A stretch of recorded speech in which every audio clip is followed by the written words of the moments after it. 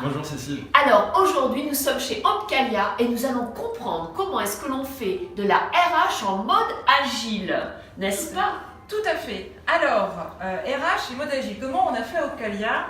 Il y a 2 ans, on s'est mis en mode agile. On s'est dit il faut qu'on réponde aux besoins des entreprises en termes de RH, en termes de recrutement, en termes de GPEC, sur la transmission des savoir-faire, sur la formation, la certification. Donc on nous a donné carte blanche, les branches et l'État, pour tester des solutions web, des méthodologies au service des entreprises. Et c'est dans ce cadre-là qu'on a imaginé, conçu un projet qui s'appelle Espace Compétences, en lien avec Codixis. Alors ce qui est magique, c'est que vous venez de dire agile digital. Alors comment on fait de l'agile en mode digital, Sacha? Alors l'agile digital, ça fait bon ménage. La méthodologie agile est une méthodologie de développement d'outils digitaux. Donc en fait c'est assez simple. Déjà on ne fait pas de cahier des charges. Donc Stéphanie n'avait pas un vrai cahier des charges spécifié qui lui aurait pris beaucoup de temps en termes de rédaction.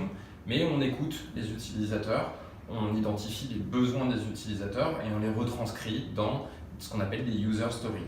Et puis ces user stories, on les priorise avec Stéphanie et puis on répond à chacune en fonction de leur ordre de priorité. Donc de manière très régulière, toutes les 2 semaines maintenant, on montre à Stéphanie une nouvelle version de son outil Espace Compétences avec de nouvelles user stories qui sont développées. Donc vous avez travaillé sur des scénarios, sur des histoires d'utilisateurs et vous avez donc à la fois travaillé le recrutement, la GPEC, l'évaluation, c'est ça? Ce qu'on a fait, c'est qu'on a réuni nos utilisateurs. On avait des branches, on avait des entreprises, on avait les conseillers d'Opcalia également. Et on leur a dit de quoi avez-vous besoin pour demain faire au mieux votre métier de RH avec un outil digital. Et donc là, ils nous ont listé toute une série de besoins qu'on a priorisés avec Sacha, qu'on a transformé en outil digital. Et aujourd'hui, on a un outil qui répond aux besoins de ces 3 publics-là. La méthode agile, ce qui est vrai au début, c'était pas très confortable pour nous parce qu'on n'a pas l'habitude. On aime bien travailler avec des choses très cadrées à la base. On s'est dit, on va apprendre avec Sacha. Et donc chaque semaine, on testait, on développait. 15 jours après, on voyait ce qu'on avait développé, on améliorait, on rectifiait le tir. Et on pouvait tout de suite montrer les évolutions qui avaient été faites. La grande vertu, c'est qu'au lieu de construire tout de suite un outil ça va prendre des années, on le sait, et ça ne va jamais répondre aux besoins exacts de nos utilisateurs. Là, on le fait petit à petit. Et tous les 15 jours, ils ont la chance d'avoir une nouvelle évolution, quelque chose qui leur correspond. Alors, dernière question, Sacha. On connaît les méthodes agiles en présentiel de façon j'allais dire réelle. Qu'est-ce qu'un outil comme une plateforme apporte à l'agilité? Je ne vois pas bien.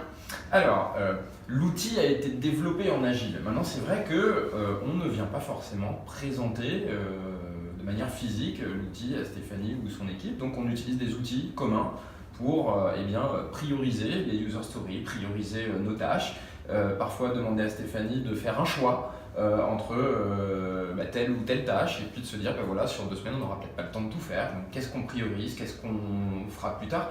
Et puis il est arrivé que des choses qu'on avait prévues il y a plusieurs mois, qu'on s'est dit on les fera plus tard, on les a toujours pas faites parce qu'entre temps il y en a d'autres qui sont venus rentrer comme priorité parce que les utilisateurs nous font un retour régulier aussi à l'utilisation du service et donc on voit que des bonnes idées d'il y a très longtemps au final peut-être ne sont plus des bonnes idées. Merci beaucoup, merci à tous les deux. Nous retiendrons donc 3 idées clés. Premièrement, le mode agile, c'est une méthode qui s'utilise en présentiel mais aussi avec des plateformes.